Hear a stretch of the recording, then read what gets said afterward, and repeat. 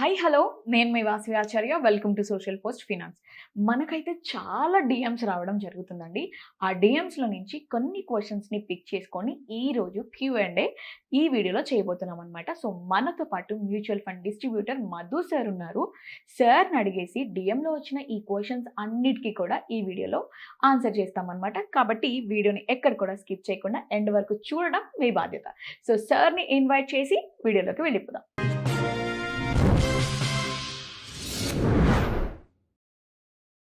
Home loan తీసుకున్న తర్వాత EMI కడుతూనే చాలామంది సంవత్సరాల తరబడి ఇంట్రెస్ట్ చెల్లిస్తారు. లోన్ తర్వాత క్లోజ్ చేయాలా లేక అదే డబ్బును ఇన్వెస్ట్ చేయాలా? ఈ రెండిటికి ఫినాన్షియల్ సపోర్ట్ డెసిషన్ ఎలా తీసుకోవాలని ఇంకొక కస్టమర్ మనల్ని అడుగుతున్నారు. ఎస్. హోమ్ లోన్‌లో చాలా మందికుండే కన్‌ఫ్యూజనే ఇది. చాలా వీడియోలు గూడా నేను జెప్పాను. మీరు హోమ్ లోన్ ఎప్పుడు రీపే జేయాలి అనే క్వెషన్ ఫైనాన్షియల్ టర్మినాలజీలో మాత్రం మీకు ఫైనాన్షియల్ గానీ, ఇన్వెస్ట్‌మెంట్స్ పైన ఏమైనా నాలెడ్జ్ ఉంటే మీరు life time home loan close జేయకున్నా ప్రాబ్లమ్ అనేది ఏముండదు. వై? బికాస్ హోమ్ లోన్ అనేది మనకెప్పటికీ బిలో 7-8% దొరుకుతుంది. ఓకే. అండ్ మీరు అదే డబ్బుని ఎక్కడ ఇన్వెస్ట్‌మెంట్ జేసుకున్నా కాస్త మంచి ఈక్విటీ ప్రొడక్ట్‌లో మీరు ఇన్వెస్ట్‌మెంట్ చేసుకున్నట్టయితే 12% యావరేజ్ రిటర్న్ అనేది జనరేట్ అవుతది. The alpha 4-5% for 20 years will make difference. అంటే మీ ఈఎంఐ ఒక 50,000 ఉందనుకోండి. హోమ్ లోన్ ఈఎంఐ 50,000 ఉంది. అరౌండ్ మీకు ఒక 45-50 లక్షల లోన్ అనుకోండి. రఫ్లీ ఒక లక్షకి ₹1000 ఈఎంఐ ఉంటుంది హోమ్ లోన్. 50 లక్షల హోమ్ లోన్‌కి 50,000 ఈఎంఐ ఉంది. లెట్స్ సే మీరు దీన్ని క్లోజ్ చేశారనుకోండి. అంటే 2-3 రకాల ప్రాసెస్‌లు ఉంటాయి. తొందరగా డెట్ ఫ్రీ అవ్వాలా? తొందరగా ఫైనాన్షియల్లీ ఫ్రీ అవ్వాలా? ఓకే. మనం తొందరగా డెట్ ఫ్రీ అవ్వడం ఒక ప్రాసెస్. డెట్ ఫ్రీ కావాలంటే ఏం చేయాలి? ఇనిషియల్‌గానే మనం తొందరగా 50,000 బదులుగా 1,00,000 కట్టడము, సంవత్సరానికి ఒక ఈఎంఐ ఎక్కువ కట్టడము, లేదా వీలైనప్పుడు లంప్ సమ్ అమౌంట్‌ను మీరు హోమ్ లోన్ డిపాజిట్ చేయడం వల్ల మీ హోమ్ లోన్ అనేది డ్రాస్టికల్‌గా తగ్గిపోతది. 20 ఏళ్ళు పెట్టుకున్న హోమ్ లోన్ 8 సంవత్సరాలు కూడా క్లోజ్ చేయొచ్చు. కానీ ప్రాబ్లం ఇక్కడ ఏంటి అనంటే డెట్ ఫ్రీ కంటే ముందుగా ఫైనాన్షియల్లీ ఫ్రీ అయ్యే ప్లాన్ అనేది వేసుకోవాలి ప్రతి ఒక్కరు. ఓకే. ఎందుకంటే ఇన్కమ్ అనేది గ్యారంటీడ్ కాదు. జాబ్‌లో ఎప్పుడైనా రిస్క్ జరగచ్చు. బిజినెస్‌లో ఎప్పుడైనా లాస్ రావచ్చు. ఇప్పుడు మన దగ్గర అసెట్స్ బాగుండి మనకి ఇన్కమ్ ఇచ్చే అసెట్స్ ఉండి మనకు ఒక 10 సంవత్సరాలు అసలు ఈ బిజినెస్ కానీ జాబ్ కానీ లేకుండా మనం బతకగలుగుతామని తెలిసిందనుకోండి, అప్పుడు మీరు హోమ్ లోన్ అనేది క్లియర్ చేయాలి. ప్రొవైడెడ్ మీ చిల్డ్రన్ ఎడ్యుకేషన్ ఇంటాక్ట్లో ఉండాలి. వాళ్ళకి కావాల్సిన ఫండ్ రెడీ ఉండాలి. ఒక 2-3 సంవత్సరాలు మనం జాబ్లో లేకున్నా బిజినెస్లో నష్టాలు వచ్చినా తట్టుకునేంత శక్తి ఫైనాన్షియల్గా ఫ్యామిలీకి ఉంటే, కార్ లోన్స్, పర్సనల్ లోన్స్ మిగతావన్నీ క్లోజ్ అయినట్టు ఉంటాయి. పేరెంట్స్‌కి సంబంధించిన మెడికల్ ఇష్యూస్ కానీ, మనకు సంబంధించిన medical issues out of insurance కాకుండా అయ్యే మెడికల్ ఇష్యూస్‌కి సరైన డబ్బు మన దగ్గర ఉంటే అప్పుడు మీరు హోమ్ లోన్ క్లోజింగ్ పైకి వెళ్ళాలి. చాలామంది ఏం చేస్తారంటే ఇవన్నీ పెండింగ్ పెట్టేసి ముందు హోమ్ లోన్‌ని టార్గెట్ చేస్తారు. ఓకే. హోమ్ లోన్ టార్గెట్ చేయడం వల్ల మీరు ఒక 8 ఇయర్స్ లోపల డెట్ ఫ్రీ అయిపోయారు. ఓకే. డెట్ ఫ్రీ అయిన తర్వాత ఏదైనా ప్రాబ్లం వచ్చిందనుకోండి ఇన్కమ్‌కి, ఇప్పుడు మీ దగ్గర ఇల్లు ఉంది. కానీ దాని నుంచి మీకు డబ్బు రాదు. అవును సార్. ఈఎంఐ కూడా తగ్గిపోయింది. కానీ దాని నుంచి డబ్బు రాదు. ఓకే. ఇప్పుడు మీ చిల్డ్రన్ ఎడ్యుకేషన్ ఉంది. దాని సేవింగ్ ఆపలేము. రెగ్యులర్ ఎక్స్‌పెండిచర్ ఆపలేము. అంటే డెట్ ఫ్రీ అయితే అయ్యాము. బట్ ఫైనాన్షియల్ ఫ్రీ కాలే. రేపు పొద్దున ఏదైనా ఫైనాన్షియల్ ప్రాబ్లం వచ్చిందనుకోండి, ఇల్లు దగ్గర నుంచి డబ్బు రాదు కదా. అదే మీరు ఇల్లు క్లోజ్ చేయకుండా ఆ 20 ఇయర్స్ ఈఎంఐ అలాగే పెట్టుకున్నారనుకోండి. లెట్స్ సే మీరు ఆ 20 ఇయర్స్ లోపల మీరు కట్టే డబుల్ ఈఎంఐ ఏదైతే ఉంటుందో 8 సంవత్సరాలు 9 సంవత్సరాల్లో డబుల్ ఈఎంఐ కట్టకపోతే మీ హోమ్ లోన్ క్లోజ్ అయిపోతుంది. ఓకే.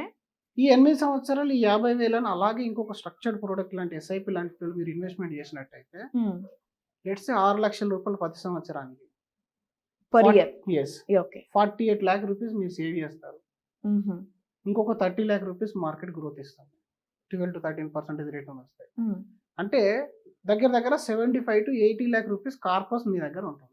మార్కెట్ గ్రోత్ ఉంటే డబల్ ఇస్తారు అని సార్ చెప్తున్నారు. ఇఫ్ ఇన్ కేస్ మార్కెట్ డౌన్‌లో ఉంటే మేము ఇన్వెస్ట్ చేసిన 50,000 అలాగే ఉంటాయా? లేకపోతే మార్కెట్ డౌన్ అయిపోయిందని అవి కూడా డౌన్ అవుతాయా? If in case question raise అయితే. యెస్. మొదటి 3-4 సంవత్సరాల్లో డెఫినెట్‌లీ అప్స్ అండ్ డౌన్స్ అనేవి వెరీ కామన్. మీరు హ్మ్. పెట్టిన డబ్బు కూడా -5% -10%లోకి వెళ్ళొచ్చు. హ్మ్. ఇక్కడ ప్రాబ్లమ్ మనకేంటి నెక్స్ట్ 8-9 ఇయర్స్ కోసం మనం చూస్తున్నాం. హ్మ్. మనకి ఇమ్మీడియేట్‌గా మనీతోని అవసరం ఉంది అనుకుంటే మనం బాధపడాలి. హ్మ్. హ్మ్. అది ఇమ్మీడియేట్‌గా అవసరం లేని మనీయే కదా! మన హోమ్ లోన్ క్లోజ్ చేసి అది ఎక్కడికెళ్తుంది? హ్మ్. అసలు దాని నుంచి మనకేమైనా రిటర్న్ వస్తుందా? హ్మ్. హోమ్ వాల్యూ తగ్గుతుంది, పెరుగుతుంది కదా! హ్మ్. దానివల్ల ఏమైనా ప్రాబ్లమ్ ఉందా మనకి? హుహు. లేదు కదా! మరి అలాంటప్పుడు ఎస్ఐపిలో ఉన్న అమౌంట్ తగ్గితే ప్రాబ్లమ్ ఏంటి? మీరు ఓకే. 7-8 ఇయర్స్ ఏ ఫండ్‌లో చూసుకున్నా సరే మీకు మినిమమ్‌లో మినిమమ్ 10-12% రిటర్న్ ఇచ్చిన ప్రతి ఫండ్ ఉంటది. హ్మ్. ఎంతైనా ఏ మిడిల్ కేటగిరీ, వరస్ట్ కేటగిరీలో చూసినా కూడా ఒక 10% అయితే ఈక్విటీ ఫండ్స్ రిటర్న్ అనేది జనరేట్ చేసినాయి. హ్మ్. హ్మ్. లాస్ట్ 15, 20, 25 ఇయర్స్ హిస్టరీ ఉన్న ఏ ఫండ్ మీరు తీసి చూసినా కూడా మోర్ దెన్ హ్మ్. 12% రిటర్న్స్ అన్ని కూడా జనరేట్ చేసినాయి. హ్మ్. అంటే ఇక్కడ మన డబ్బు మనలాగానే ఫస్ట్ 2-3 ఇయర్స్ ఫ్లక్చుయేట్‌లో ఉన్నప్పటికీ ఆఫ్టర్ 3 ఇయర్స్ అనేది మంచి గ్రోత్‌లోకి వస్తది. 5 ఇయర్స్, 7 ఇయర్స్, హ్మ్. 8 ఇయర్స్‌కి వచ్చేసరికి అది కాంపౌండింగ్ ఎఫెక్ట్‌లో స్టార్ట్ అయిపోతది. హ్మ్. ఇక్కడ ఒకవేళ మీకు తగ్గిందే అనుకోండి. లెట్స్ సే మీరు ఒక 8 ఇయర్స్ చేసిన తర్వాత హ్మ్. నేను అనుకున్నట్టు 70 లాక్స్ అనుకున్నాం. మార్కెట్ హ్మ్. ఒక 20% క్రాష్ అయిందనుకోండి. హ్మ్. హ్మ్. Bad luck. హ్మ్. 20% క్రాస్ అయిపోతే 70,00,000 ఎంత పోతది? హ్మ్. ఒక 14,00,000 తగ్గుతది. తగ్గుతది. అవును సార్. ప్రాబ్లమ్ ఏమైనా ఉందా? ఓకే. హ్యూజ్ అమౌంట్ నుంచి తగ్గింది కాబట్టి హ్యూజ్ కొంచెం అమౌంట్ లేదు. నుంచి తగ్గింది కదా! కాదా? మనం 50,00,000 పెట్టాము. ఓకే. అదో 25-30,00,000 ఇచ్చి 80,00,000 అయింది. హ్మ్. 80,00,000లో ఒక 15,00,000 తగ్గింది. ప్రాబ్లమ్ లేదు. బట్ స్టిల్ మన దగ్గర యాస్ ఆన్ డేట్ అంటే worst day of the Indian market day రోజు కూడా మీరు విత్‌డ్రా కొట్టేస్తే హ్మ్. మీరు పెట్టిన అమౌంట్ కంటే ఎక్కువనే తీసుకుంటారు కదా! యాహ్! ఆ టైంలో మన జాబ్ పోయిందనుకోండి. ఒక 2 ఇయర్స్ జాబ్ లేదనుకోండి. మన దగ్గర ఉన్న ఆ 70,00,000, 60,00,000 కార్పస్ నుంచి హ్మ్. నెల నెల ఒక ₹1,00,000 మీరు విత్‌డ్రా చేసినా సరే ఇంకొక 2-3 సంవత్సరాల వరకు కూడా మీకు కార్పస్ మీకు ఫ్యూల్ ఇస్తది కదా! హ్మ్. నిజమే సార్. అప్పటికి మళ్ళీ మీ జాబ్ తెచ్చుకోవడము, బిజినెస్ పికప్ చేయడం చేయొచ్చు కదా! హ్మ్. అదే మీరు హోమ్ లోన్ మొత్తం క్లోజ్ చేసేసారు. హ్మ్. ఇప్పుడు మీ రెగ్యులర్ ఎక్స్‌పెండిచర్ నెలకు 40,000 50,000 ఉంది. హ్మ్. ఆ టైంలో జాబ్ రిస్క్ జరిగిందనుకోండి. హ్మ్. ఇంటిని అమ్మలేరు. ఇల్లు లోన్ క్లోజ్ అయిపోయింది. మీరు హ్మ్. Debt free. But you are not financially free. Okay. Argument ఎలా చేస్తారంటే, ఇల్లు లోన్ పెట్టుకుంటే రేపు పొద్దున్న జాబ్ పోతే ఎలా? హ్మ్. యెస్. అది కూడా ప్రాబ్లమే. ఇల్లు లోన్ పెట్టుకున్నప్పుడు జాబ్ పోతే ప్రాబ్లమ్ అయితది. మీరు ఇన్వెస్ట్‌మెంట్ చేయకపోతే ప్రాబ్లమ్ అయితది. హుహుహు. ఇప్పుడు నాకు ఓ 2,00,000 జీతం వస్తుంది. హ్మ్. 50,000 హోమ్ లోన్ పెట్టాను. హ్మ్. మిగిలింది మొత్తం 1.5 ఖర్చు చేసేసాననుకోండి. ఓకే. అప్పుడు జాబ్ పోయిందనుకోండి అసలైన రిస్క్ వస్తది. కానీ ఫైన్. ఆ 50,000 ఈఎంఐ కడుతూనే నేను ఇంకో 50,000 సేవ్ చేయగలిగితే హ్మ్. మీకు ఫైనాన్షియల్ ప్రాబ్లమ్ ఎప్పుడు రాదు. అంటే ఓకే. దాన్ని క్లోజ్ చేసే కంటే మీరు కార్పస్‌ని బిల్డ్ చేయడం పైన ఫోకస్ చేయాలి. ఫైన్. ఫైన్. సో, అలాంటప్పుడు ఏంటనంటే మీకు 40,00,000, 50,00,000 గాని ఇంట్లో ఉన్నాయనుకోండి. హ్మ్. అప్పుడు మీరు ఇంకొకరి దగ్గరికెళ్లి డబ్బులు అడగాల్సిన పరిస్థితి రాదు. రాదు. నాకు హోమ్ లోన్ కట్టండి. నా జాబ్ పోయింది. హ్మ్. నా కార్డ్ బిల్ కట్టండి. నా పర్సనల్ లోన్ గురించి ప్రాబ్లమ్స్ ఉన్నాయి అని చెప్పి ఇంకొకరి దగ్గరికి వెళ్ళాల్సిన పరిస్థితి ఉండదు. ఫైన్. ఇట్ జస్ట్ మనం చేసే డిసిజన్‌లోనే తేడా. హ్మ్. మన డిసిజన్‌లోనే జస్ట్ తేడా. మ్యూచువల్ ఫండ్‌లో ఆల్‌మోస్ట్ 80,00,000 కోట్లున్నాయి. హ్మ్. తగ్గితే అందరికి తగ్గుతది. తగ్గితే అందరికి తగ్గుతది. పెరిగితే అందరికి పెరుగుతది. బట్ పెరుగుతది. హిస్టరీ చూసుకోవాలి.